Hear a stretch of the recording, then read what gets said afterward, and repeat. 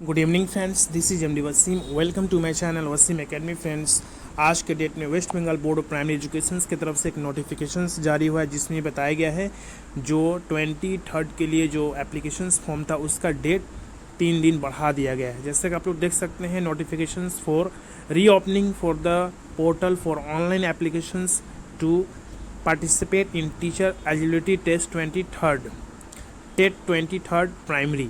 Okay, जो upcoming जो examination होने वाले दिसंबर में उसका जो ऑनलाइन एप्लीकेशन फॉर्म फिलअप हो रहा था उसका डेट बढ़ा करके 8 अक्टूबर तक कर दिया गया है।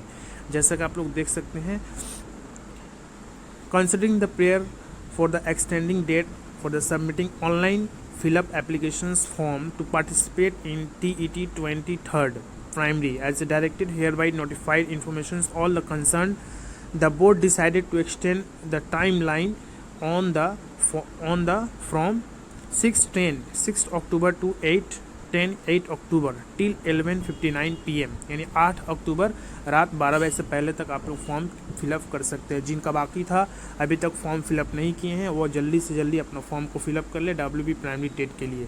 तो ये आज के डेट में एक नोटिफिकेशंस आया था। तो मिलते हैं नेक्स्ट वीडियो में। Thank you friends, thanks.